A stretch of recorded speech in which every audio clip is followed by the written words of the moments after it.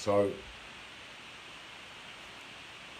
reflection, right? Because obviously, when I talk about things, I spoke about my story. Yes, Steve, Martin. Right, so I'll speak about my story, and what I wanted to do was obviously talk about the stuff that happens, and talk about what I used to get up to, and talk about the mindsets I used to be around, and then I like to reflect, you know. So talking about stuff this morning, when I was talking about being in hospital and having a laugh, giving people champagne, meals coming up, restaurant sending meals up, all my pals visiting, like not partying but smoking path, drinking, having a laugh, taking loads of morphine. Like, it was just, sometimes when things are said, it can be taken in the wrong content, right? So these are things that was happening in the hospital, because it's just a way of dealing with trauma. So it's crazy that how I used the being alive as fuel to sort of carry on living that same mindset, because up until 5 years ago, the penny never actually dropped 100%. It was dropping, but it wasn't making sense. So when I got shot, I still wanted to be that guy. I was still Marvin Herbert. I was still that sort of fearless, sort of egotistical maniac that just wanted to succeed in this world that I was in, right? So all the drinking, no, I wasn't drinking, but there was always drink around, champagne, wine, we was giving wine to everybody, all that sort of stuff. But that was around because it was my way of being that guy still. So there was nothing that you could come to the hotel, or the hospital, I mean, and want that I never had in my room. Do you understand? Like, there was money in there. There was even bits and pieces in there. Like, I was doing everything that you normally do. Like, it was crazy. But that was really just so I didn't have to deal with what I was actually going through. And everything was getting sort of buried with that mindset, you know, of trauma replacing trauma. So just imagine if I'd have got nicked in the hospital for grafting, or having a bit of grubber in the room. Like, crazy. Like, there weren't no tools in the room. I'll tell a lie, there was. There was. I did have a tool up there for a little period of time. I got nicked with that tool. Yeah, so that same tool I was in possession of, because on numerous occasions. So, yeah, that was up there after the police went. So there was loads of things that the brain was saying, fuck it, it don't matter, fuck it, it don't matter. But everything that said fuck it to was going to get me more and more in trouble. So that was the trauma replacing me getting fucking shot. And then thinking, how am I going to deal with if that happens? Do you understand? It's like a ripple effect of insanity. So reflecting comes from getting better. So when you're sitting around doing nothing, thinking, what can I do? You can either go deeper and deeper into yourself and sort of get more and more sad, you know, and then depression, and then manic depression, and then some people become suicidal. So that's the avenue I refuse to take in anything I ever encounter, you know. So even if I'll lose gracefully, you know. So I lost, I got shot. Fuck it, it don't matter, I'll get better. Let me see how I'll shape up once I'm better. Next time I'm never going to walk in, I know I'm going to walk again. So I thought, it don't matter, I'll get better, I'll walk again. But the mindset's phenomenal and it achieves great things.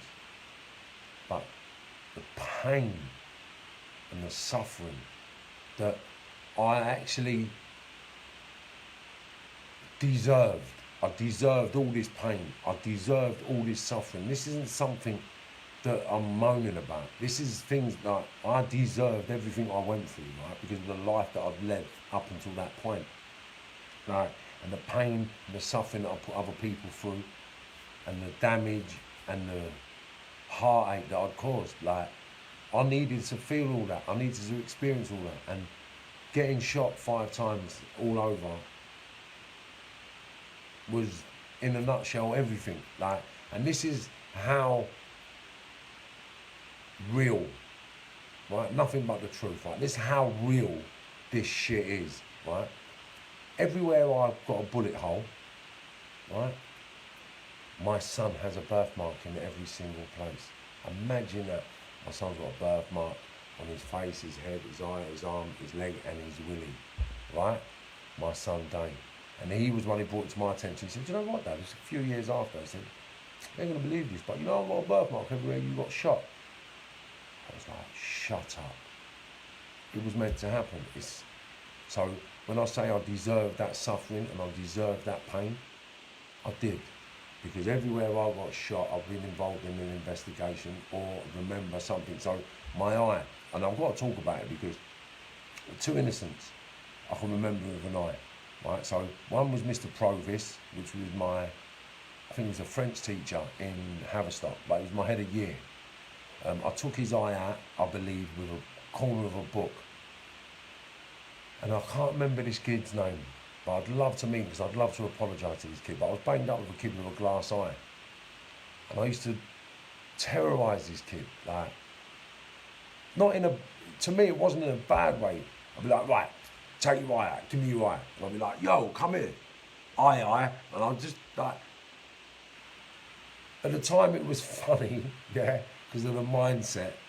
And when you think of the insecurities he may have had by having one eye, what happened to cause that injury, and what he's got to live through, I never took that into consideration. I just took the eye out and took the piss out of him, and just, I was bad to this kid. I was banged up with him in Felton, so I can't remember your name. You had one eye, and I used to fucking terrorise you and take the piss out of you no end. And I'm sorry for that, right? So I lost my eye for that because I remember how bad I was for that. So him and Mr. Provis was the eye. The head and all the other bullet wounds and most of the other investigations I've been involved in. So it was meant to happen. So the suffering and the pain I was going through, I had to take it on the chin. And I knew deep down coming out the other side I'd be a better person for it. And what I learned on the way, I've never expected. I really never expected to learn exactly what I learned and become the man I am today. And without sounding, I don't know, like I'm trying too hard, but it was the best thing that ever happened to me. Aside from having me kids, right? So that was the one penultimate act or thing that put me on the trajectory that I'm on now. Nothing else would have swayed me to commit anything but crime, but this shooting. Because I was in it. I was balls deep in that world. I was at the highest level you could go to. There was one level above me that I never wanted to venture into. Do you understand? I couldn't be bothered, if I'm being honest, with putting it all together, getting a network in place, and then feeding it. I just couldn't, to me, headache. It just didn't add up. It didn't add up. No, I had the means, and I had the resources, and I had the network to do whatever I wanted to do in the criminal fraternity. And when I realised sort of the personal effects that I went through, physically and mentally, right, to what I can actually create, I just thought about the pain and suffering I'll be creating, you know. And then that's the transitional stage that I went through. That's what this journey put me on. And without that, I would never be the person I am today. Like 10 years ago, If you'd have said I was going straight, yeah, everyone would have laughed at you and thought you was taking drugs, right? It wouldn't have, you'd have been laughed at, mate. If you would have turned around to anybody and said, in 10 years' time, I fancy Marvin's going to be in Downing Street, everyone would have laughed at you. And I'll give you this prime example. My pal, one day I said to him, the earth's flat, you know, right? And he took the piss out of me for a good couple of years, like, and like convincingly, like, he'd go, like, in his impression, the earth was round, right? So then he'd have a conversation with a few people, and these are people high up the ladder in the criminal fraternity, right? And he'd call me over and say, Marv, because he knows I don't give a fuck, and I believe what I've believed, right? Everyone believes what they believe. So he said, is the earth round or flat, mate? And I was like, oh, mate, come on. You know it's flat. Come on, why are you playing games? Like, and then everybody around the table, what are you talking about? I said, what are you talking about? Don't tell me about round. You ain't got a clue, mate. Yeah? And if you want to tell me the earth's round, then I don't really want to talk to you, mate. You ain't got a clue. Like, the earth's flat, mate. Yeah? And like, the circle you see from space isn't what you land on. That's what you penetrate and land on the ground. You don't land on that circle. In that circle that you're looking at from the globe, yeah, what you see, the white stuff, is clouds. So that circle doesn't actually exist. You have to penetrate it. You have to pierce it, penetrate it, fly through the clouds and then land on land. So the bubble that you're looking at from space doesn't exist. It's a reflection of our atmosphere. Our Earth is flat and it's protected by a force field. That's it. Right, anyway. That's the mindset, right? So living the life, doing what I was doing, getting to the levels was hard work, but it wasn't something that I'd done because I had plenty of other options, you know. I cut a lot of ties when I was young. I broke a lot of bridges, shut a lot of doors because of my behaviour, my conduct, and just sort of my principles and priorities, you know. So moving forward, the transition after the shooting, I was still in it, I was still grafting, but what I wanted to reflect on was the pain, the suffering. Do you understand? And the pain and the suffering that you go through, I wouldn't wish on anybody. No, I really wouldn't wish it on anybody. Like, from the minute you got woke up to the minute you crashed out, because there weren't no, oh, I'm going to go to sleep at 10 o'clock, I'm going to get up at 4 o'clock or 5. There's none of that. You wake up when you move. Yeah? So the minute you move, fuck. And he sort of goes off again. Right? So that was what it was like for 18 months. Because for the first year, it was just mad like that. Right? Anytime I moved in my sleep,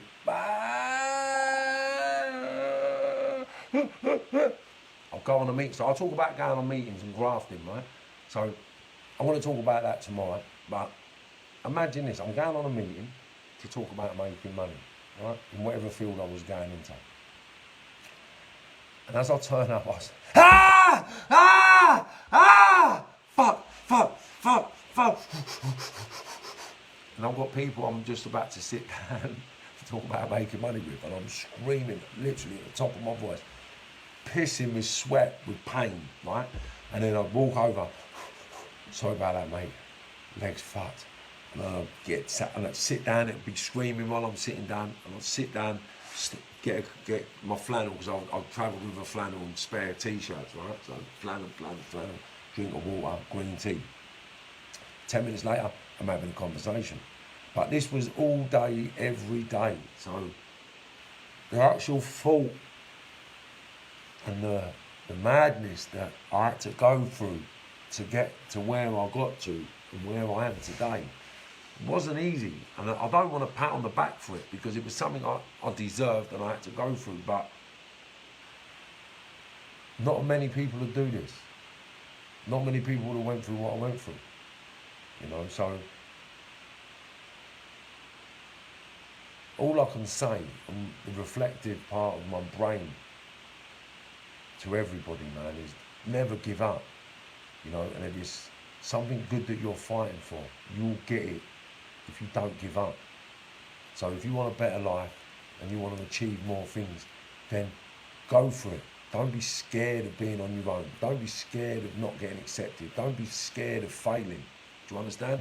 Because nothing you do is failing. Everything you do is either learning or success. Learning or success. The word failure is something that you've been programmed to believe in. So in reality, I'm a failure. Okay? I'm a failure. I'm a failure. In reality, I'm a failure. Wow.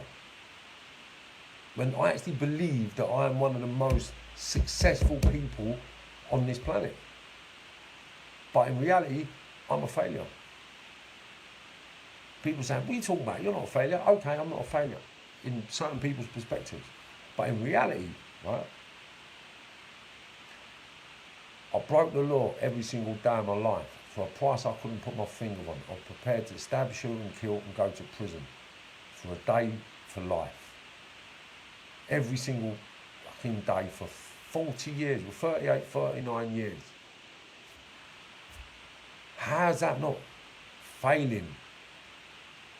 Right? So what I failed in all that time was preparing an infrastructure for my daughters to grow and my sons to grow and my nephews to grow. Do you understand? In a loving, caring environment. I failed to create a support of emotions, integrity and finances for their growth. Do you understand that? I failed to care for them, nurture them and comfort them. I failed at all of that. Do you understand? And because I got through something that I had to, because of what I'd done, I'm not a failure. When in reality, I am a failure. But I'm a failure in certain circumstances. Right? So in society's terms, I'm a failure. But as a human being, I ain't a failure. You know, because it ain't over yet. And I'm still learning. Right? So this is why I like the reflecting aspect of my story, because you get to see the two different sides. So I mean, like, failure or success. I was a successful criminal, but I amounted to nothing. Now, I'm not being big-headed when I say I was a successful criminal, but I was a successful criminal. What did I amount to? What could I give my kids? Like, don't get me wrong, materialistic acquisition, not an issue, not a problem. Consistency, not a problem. Sustainability, an issue. Future, like, an issue. You know, like lifetime stability, security, an issue. So, reflecting on that life, to me, man, is just wasted. I wasted it all. I wasted it all to learn what I learned, to become who I'm going to be. So, why I do what I do now is so we can create a shortcut. Like they say, there's no shortcuts in life. Right? There ain't no shortcuts in life. Right? There ain't none, trust me. But there's a shortcut away from that life. Do you understand? My life. There's a shortcut away from that. And all you got to do is be humble. A little bit. And that's it. So reflecting back on what I've been through and what I do and what I used to do, the one thing always springs to mind with me, and it's just correct behaviour and correct conduct. With them two attributes, you're going to be a billionaire. Now, is screaming and shouting in public correct? No, it's not. Is fighting people in public correct? No, it's not. Is carrying weapons correct? No, it's not. Is taking drugs in public? No, it's not. These are incorrect behaviours, right? Antisocial behaviours. But when you weigh up, personally, all your attributes, right? Ask yourself what are really acceptable in society, right?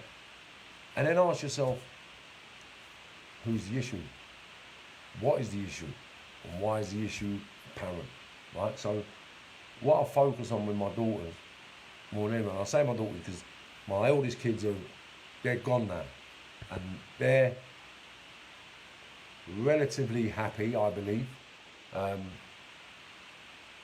Yeah, they're not unhappy. No, I think venturing out into the world on their own is a little intimidating and challenging, but they're both bearing up with it very well, you know.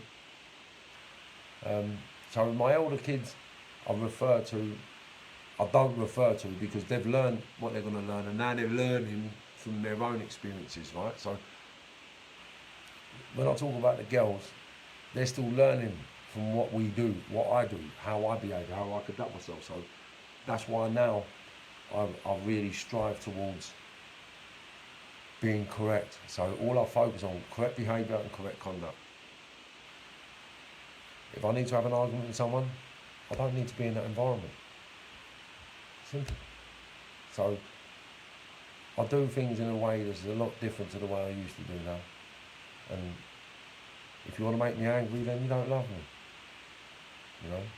Now, why would you want to make someone angry if you love them? Like, why would you want to see someone angry? Why do you want to see someone hurt? Why do you see someone upset? So anybody that wants to upset my emotional content in any way, shape or form are not good for my company. So unless we can have a logical, harmonious understanding in relationship, then it's fine. You know, that's it. So that's just me reflecting for the day on what I spoke about earlier. And, life is not an easy road, but you will determine how painful that road will become based on your choice making process. So choose wisely in what you do and how you conduct yourself, but focus on conducting yourself and behaving correctly. Okay? Just correctly. You can't make no mistakes.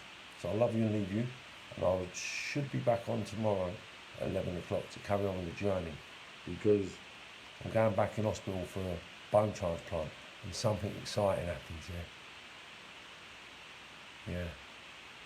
Because something happened that I thought would never happen, and someone said something to me that I thought I'd never hear.